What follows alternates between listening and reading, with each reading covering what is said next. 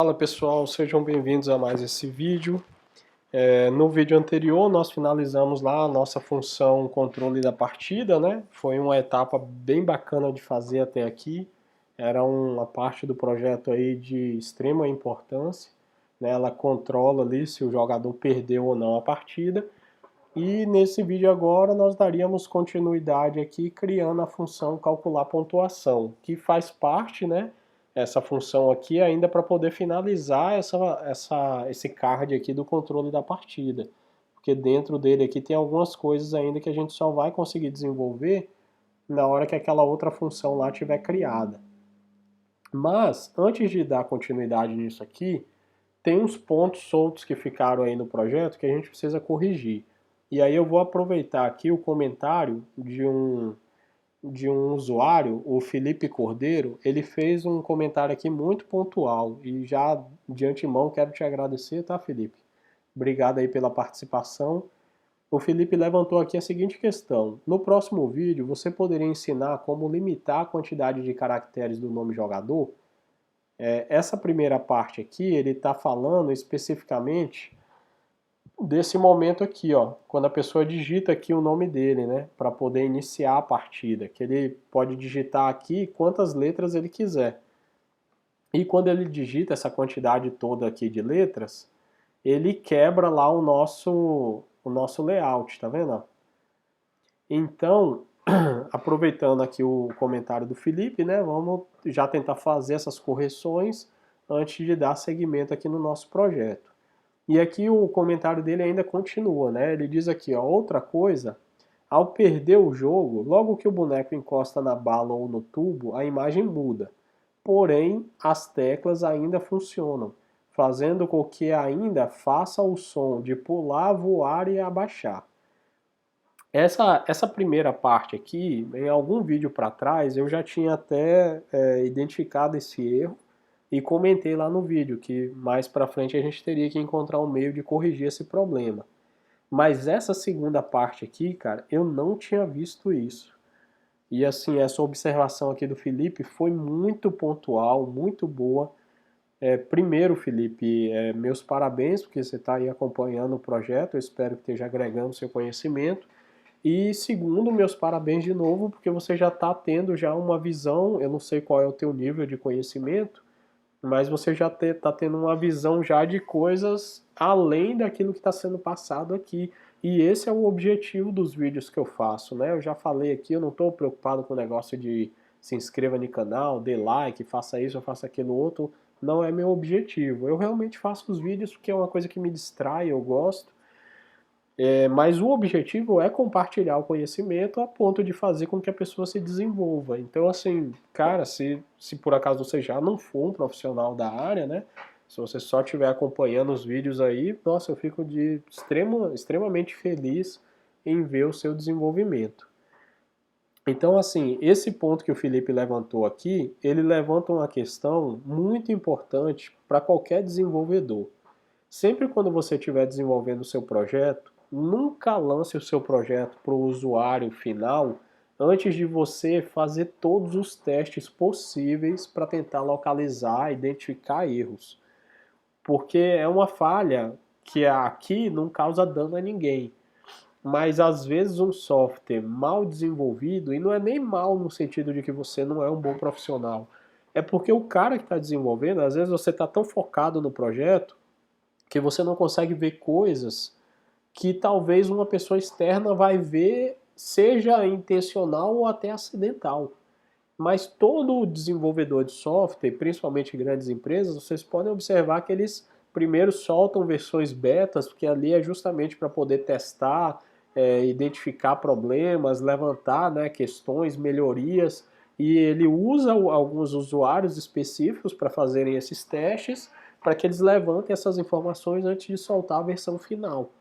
Mas, claro, aqui a gente não é uma grande empresa, né? Não é o nosso foco. Mas imagine você como desenvolvedor, seja na sua casa, fazendo aí um site para alguém e tal, faça isso da mesma forma. Disponibilize o seu site para terceiros testarem antes de você entregar para o cliente, antes de você chegar lá e dizer, ó, tá pronto, tá concluído. Porque tem alguns danos que às vezes podem ser prejudiciais, né? Imagine se você estiver fazendo um site de vendas e tiver um erro lá no seu código e na hora que o cara for fazer lá uma compra de R$ 1.000, ele creditar apenas R$ 100, né? Então, quem é que paga pelo prejuízo? Né? Ou se você estiver trabalhando aí com um banco de dados e você dá um pau lá e perdeu o banco de dados do cliente. Então tem que ter muito cuidado. Software você sempre tem que testar e o teste tem que ser feito por outra pessoa. Não pode ser só o desenvolvedor falar, ah, não, já testei tudo, porque às vezes coisas passam despercebidas. Beleza? Então vamos aproveitar esse gancho aqui do Felipe e já vamos corrigir já esses dois pontos aqui que ele levantou.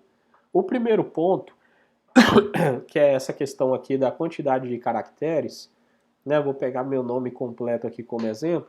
Se eu iniciar a partida, vocês veem que ele se adapta quando há espaço entre as letras, ele se adapta para o texto, mas ele quebra o nosso layout. Ele cria aqui ele aumenta, né, o tamanho do layout para poder respeitar aqui as margens superiores e inferiores. Ou seja, funciona, funciona, mas não fica bonito. E imagine se o cara digitar uma palavra muito maior do que essa. Então ele poderia fazer essa caixa aqui descer a tal ponto que ficaria inviável o jogador utilizar a partida. Então, assim, a gente precisa corrigir isso. E existem várias formas de se fazer, né? Na programação não existe o jeito certo ou errado. Existe o que funciona e o que não funciona. Porém, o que funciona, existem várias formas de você fazer. Perdão. Uma das formas que eu havia pensado, logo no primeiro dia, quando eu identifiquei esse problema, era tentar diminuir o texto. Porque aqui, se o texto está ficando muito grande, a gente poderia diminuir o tamanho da fonte. Aqui dentro da função validar jogador, a gente está pegando aqui, ó, nesse target, a gente está pegando a propriedade, o que está sendo digitado pelo teclado. Tem até uma linha comentada aqui, ó, vamos até usar ela aqui como exemplo. Então, aqui eu estou pedindo para mostrar lá no console o que está sendo digitado pelo usuário. Então, por exemplo, se ele começar a digitar aqui, ó, vai sair aqui no meu console as palavras que estão sendo digitadas uma a uma. Existe uma propriedade chamada .length. Deixa eu ver se estou escrevendo certo. Length. Opa, peraí que eu apaguei tudo aqui. Vai. Aqui é .length. Se você utilizar esse atributo aqui, ó, no final do texto aqui, ó, ao invés de mostrar o que está sendo digitado pelo usuário, eu consigo agora saber a quantidade de caracteres que está sendo digitado, tá vendo? Então, assim, só que aí vale para tudo, né? Desde quando o cara apaga até o cara começar a digitar. Então, agora aqui, por exemplo, eu sei quantos caracteres ele está digitando. Então, vamos pegar aqui o nome jogador como exemplo.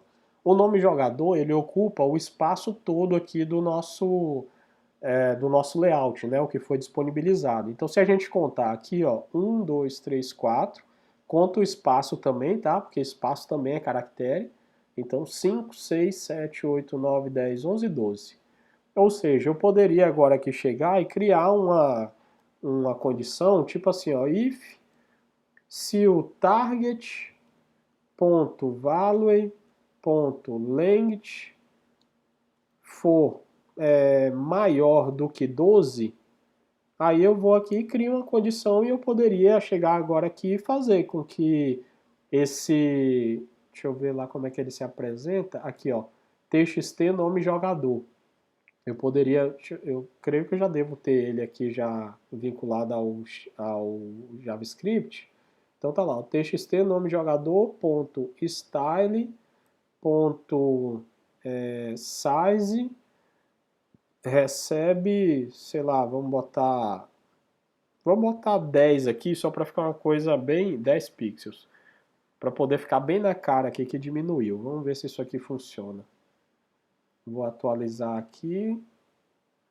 Vou digitar agora meu nome completo, da P Araújo. Pera lá, por que ele não funcionou? TXT, nome jogador. Cadê? TXT, nome jogador. TXT, nome jogador. Será que eu digitei alguma coisa errada aqui? Bom, enfim, eu não vou perder tempo agora não, porque eu não cheguei a pensar em fazer isso, né? Eu tinha pensado lá naquele vídeo, mas seria algo parecido com isso aqui, tá? A gente criaria uma condição, primeiro para verificar se o cara está digitando mais do que 12 caracteres. E aí, se fosse mais do que 12 caracteres, a gente pegaria o elemento, trabalharia a parte do estilo dele, aí especificamente, é porque aqui eu coloquei size, mas aqui na verdade eu acho que é font size, né? Se eu não me engano é isso aqui, ó, font size ou font size. Deixa eu ver como que a gente digita aqui. Font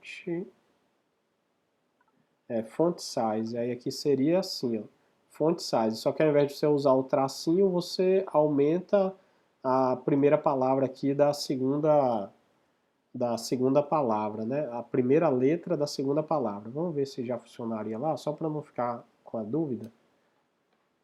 Oh, peraí, eu digitei só Darlan. Tem que ser um nome maior. Darlan P. Araújo. Bom, também não funcionou. Mas enfim, seria mais ou menos isso aqui, tá? Então você pegaria o elemento, trabalharia a parte de estilo dele, pegaria o font size e daria aqui um valor menor para ele, ok? Então você faz uma condição e dentro da condição, se ela for verdadeira, você diminui o tamanho do caractere, o tamanho da fonte, né, do elemento que você quer manipular. Então uma das formas seria essa. Apesar de não ter funcionado aqui, porque eu estou fazendo aqui o vídeo ao vivo, eu não testei isso aqui antes, mas enfim, seria algo bem parecido com isso. Funcionaria? Funcionaria. Mas qual seria o problema disso aqui? Né? Deixa eu colocar aqui na mão, só para poder mostrar aqui para vocês qual que seria o grande problema. Deixa eu selecionar esse camarada aqui, inspecionar. Vamos manualmente aqui mudar o tamanho do estilo dele.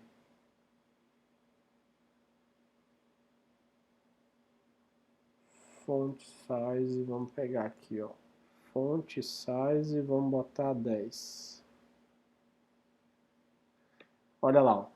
Ele mudou aqui o tamanho, tá vendo? Claro que aqui eu mudei de tudo, né? Não era essa a intenção, mas vai dar para vocês entenderem o que eu quero falar.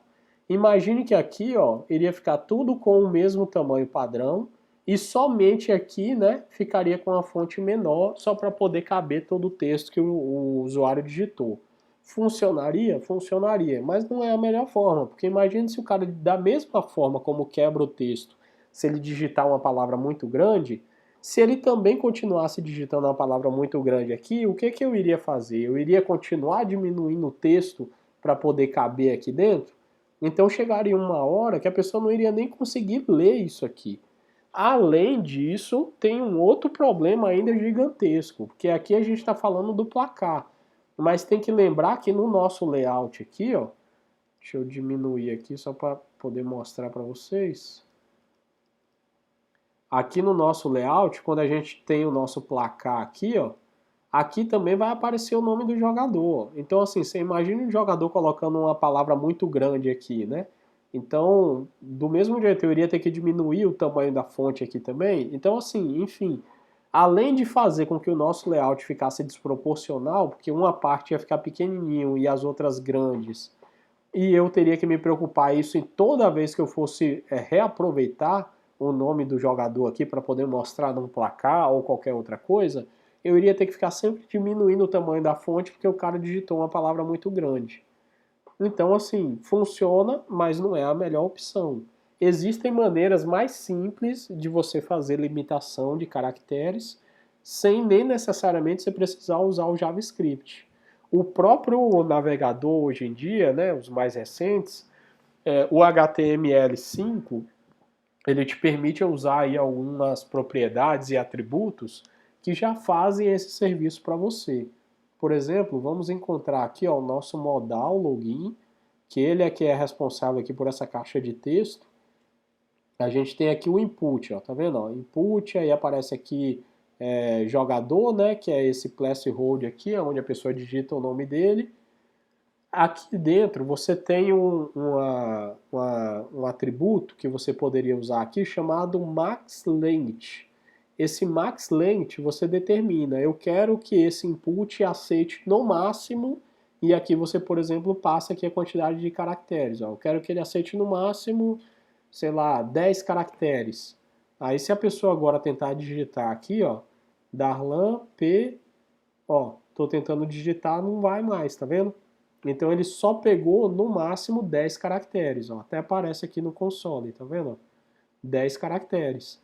Então você não precisou fazer código JavaScript, você está fazendo essa validação e limitação no próprio HTML, e uma vez que você proíbe o cara aqui de digitar um texto maior, você não muda, você não precisa se preocupar agora com o seu layout lá. Ó.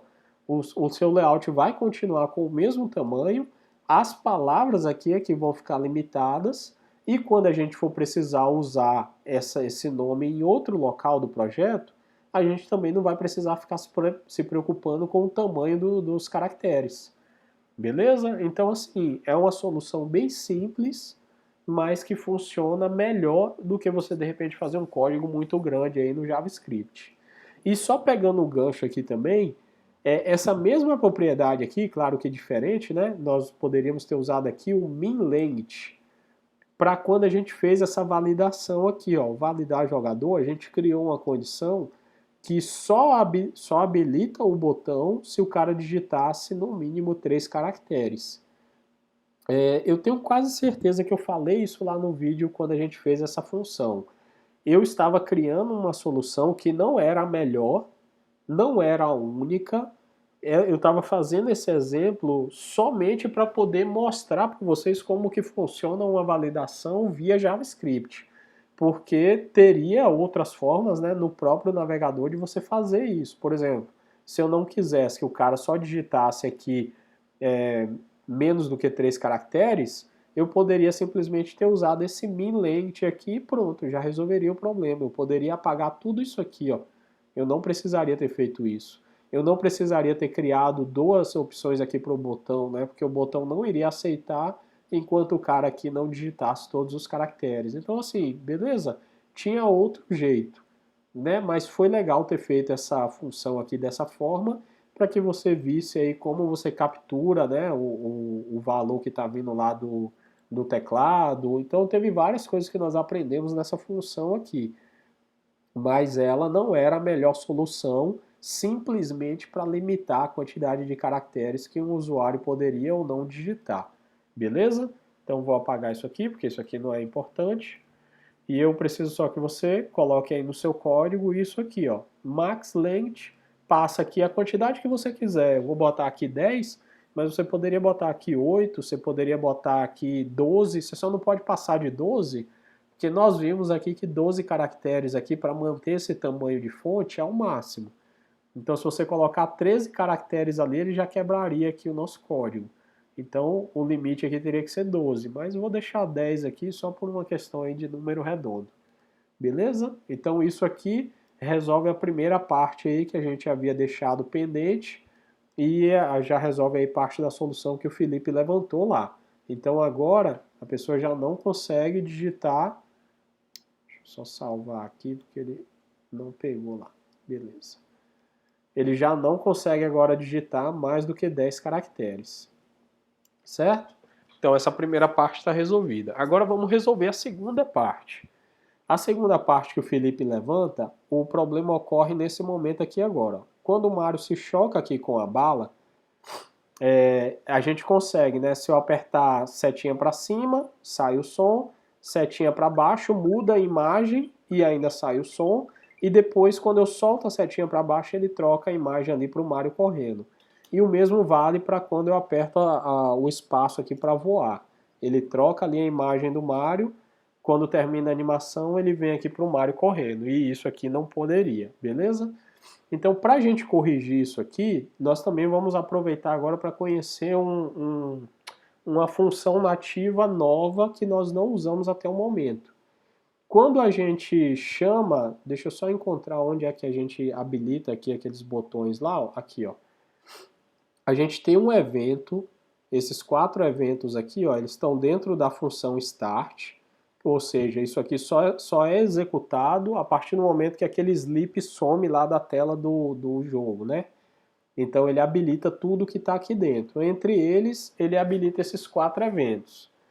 Só para recapitular, o que esses eventos fazem? Esses eventos aqui, ele está monitorando o documento, né? Ou seja, toda a nossa janela. Aí ele passa aqui o ADD evento, ele verifica se o evento que corresponde aqui, no caso essa primeira opção é o keydown, que é quando você aperta uma tecla, né? Seja ela qual for, você apertou uma tecla, ele dispara o evento. E ele dispara o evento para essa função aqui, ó, pular, ou a voar, ou abaixar, ou levantar. Aí vamos lá para dentro de módulos, vamos pegar o pular aqui como exemplo. Então ele manda o evento para essa classe, essa função pular. Aqui dentro a gente está pegando, a gente quebrou o texto, né? A gente quebrou o evento e está capturando já diretamente qual foi a tecla digitada. Para um vídeo para trás aí eu expliquei tudo isso. Aqui dentro ele tem uma condição que ele verifica se a tecla apertada corresponde a arrow up. Se for verdadeiro, ele executa tudo que tiver aqui dentro.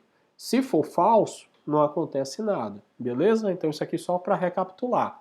Fato é que a gente tem esses eventos aqui, ó, que eles estão ocorrendo, né? Enquanto o programa lá está sendo executado, ele está monitorando esses eventos. Então eu vou deixar no comentário aí vou deixar nos comentários do vídeo essa função aqui, ó, para vocês aprenderem um evento novo. Ao invés de você adicionar um evento, aqui nós vamos remover o evento, né? Então se aqui a gente usou o add event listener, agora a gente vai utilizar o remove event listener. E isso aqui dentro a gente passa exatamente como está aqui. Então eu vou copiar um desses aqui, só para a gente ter como exemplo, eu vou copiar 2 aqui na verdade, porque tem que ter cuidado aqui, ó, com o tipo de evento aqui, a gente tem 2. O keydown para esses 3 eventos aqui de cima, e tem o keyup, que é para esse evento aqui de baixo, que é quando o usuário solta a teclinha, seja ela qual for. Aí ele captura esse evento dessa tecla que foi solta. Aí aonde é que a gente vai colocar agora essa remoção desses eventos? A gente vai colocar ele lá no mesmo local que verifica se a partida foi perdida ou não. Então aqui dentro de controle de partida, a gente tem 2 condições. A condição que verifica se o Mario se chocou com o tubo e a condição que verifica se o Mario se chocou com a bala. A gente só precisa repetir essa remoção dos eventos dentro de cada uma das condições aqui, ó. Então, em qualquer lugar aqui dessa condição, você pode vir aqui e colocar o document.remove, né? Ao invés de adicionar, é remover. Remove event listener. Aí você abre aqui as chaves, porque isso aqui é uma função.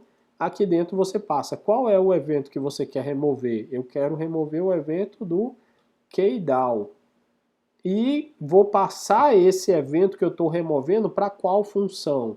Aí vou passar lá para dentro de módulos, ponto, pular. E aí pronto. Vamos só jogar aqui em cima as outras, só para você ter como comparativo. Ó. Vou apagar aqui. Tá vendo? Ó, tá lá, ó, document. Aí aqui é add, aqui é remove. O restante é tudo igual, é event listener. Aí a gente tem a função do keyup, o evento, né, do keyup, e também tinha o evento do keydown. E depois disso a gente passa esse evento para dentro de alguma função. Essa aqui, no caso, a gente está passando para o evento acontecer. Essa aqui a gente está passando para o evento parar de acontecer. Beleza? Então eu vou apagar isso aqui e vamos triplicar isso aqui, porque a gente tem o evento de pular, voar, a gente tem o evento de abaixar e também temos o evento de levantar. Só que aqui não se esqueça que aqui já não é o keydown, aqui é o keyup. Beleza? Então aqui ó, você tem quatro remoções de eventos, né? A princípio eu vou habilitá-los aqui somente com relação ao tubo. Eu não vou habilitá-lo com relação à bala, só para a gente ver funcionando em um e não funcionando no outro. Deixa eu só verificar aqui, porque eu acho que o tubo não está passando lá na minha tela, porque eu tinha desabilitado ele aqui no vídeo anterior. Tá vendo? Ó, mover elementos aqui está passando só a bala, E o mover elementos tubo a gente havia comentado porque eu estava fazendo testes, tá? Então vou reabilitá-lo aqui só para poder passar os dois eventos. Isso aqui a gente já havia criado, eu não estou mudando nada. É só porque no vídeo anterior eu havia comentado isso. Então beleza, ó, não consigo mais digitar uma palavra grande, certo? Limitei, primeira parte está resolvida. A segunda parte agora, eu vou me chocar primeiro com o tubo, para já testar quando a gente consegue agora parar de ter aqueles eventos. Então, ó, vou tentar pular, não acontece nada. Vou tentar abaixar, não acontece nada. Vou tentar voar, não acontece nada. Vou atualizar aqui de novo e vou me chocar agora com a bala. Lembrando que a bala a gente não habilitou essa limitação.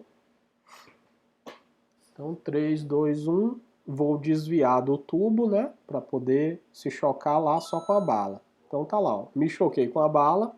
Como na bala a gente não habilitou aquele remover, eu consigo ainda ouvir o som do pular. Se eu apertar para abaixar, ele troca a imagem, toca o som. E a mesma coisa para o voar. Beleza? Então, somente essas linhas de código aqui resolvem esse problema aí que o Felipe levantou e que mais uma vez aí te agradeço, Felipe, pela participação e pela sua observação, que foi muito pontual. Então agora eu vou copiar isso aqui, ó, e vou reproduzi-lo aqui também dentro da verificação aqui da posição da bala, beleza? Então em qualquer lugar aqui você joga, cola isso, ou no caso digita tudo de novo, né? Como eu sempre tenho aí orientado. Salvou aqui, agora vai estar travando para tudo. Vou mais uma vez aqui desviar do tubo. E vou me chocar com a bala. E agora, diferentemente, se eu tentar pular, abaixar ou voar, já não acontece mais nada. Então, Felipe, está resolvido aí as suas dúvidas. Agora, cara, aproveitando esse mesmo gancho aí de problemas, eu vou mostrar para vocês aqui um problema que eu identifiquei quando eu terminei a gravação do vídeo anterior, que esse aqui vai ser complicado. Eu já tentei aqui mais ou menos encontrar uma forma para solucionar, mas confesso que eu ainda não consegui. Quer ver? Ó? Vou iniciar aqui a partida. Lembra que a gente tem uma função que muda a velocidade com que os elementos passam na tela depois de alguns segundos. Então, por exemplo, até 10 segundos, ele tem uma velocidade aqui, beleza, dá para você ir desviando tranquilo. Quando passar de 10 segundos, olha só, não houve uma continuidade linear entre o que o tubo e a bala finalize a passagem para ele aumentar a velocidade depois. Eu não sei se deu para vocês acompanharem ali, porque é muito rápido, mas o que ele está acontecendo é mais ou menos isso aqui, ó. Peraí. O que ele está acontecendo é mais ou menos isso aqui, ó. A gente tem aqui o bonequinho do Mario. Deixa eu tirar isso aqui, deixa eu apagar isso aqui. A gente tem o bonequinho do Mario aqui correndo e vem o tubo aqui, o tubo e a bala passando. Até chegar em 10 segundos, ele está passando em uma determinada velocidade. Quando ele atinge 10 segundos, por exemplo, se a bala estiver aqui mais ou menos, ela teria que completar o giro dela para somente depois, quando ela for recarregada cá no final, é que ela aumente a velocidade dela para ela já vir passando em uma velocidade mais rápida. Mas não é isso que está acontecendo. O que está acontecendo é que se os 10 segundos coincidirem com o tubo ou a bala mais ou menos aqui nessa posição, seja qual posição for, ele não finaliza a passagem para ele reiniciar. Ele daqui, ele já volta mais ou menos para essa posição aqui em uma velocidade maior. Ou seja, ele está aqui, ele some e aparece aqui do nada.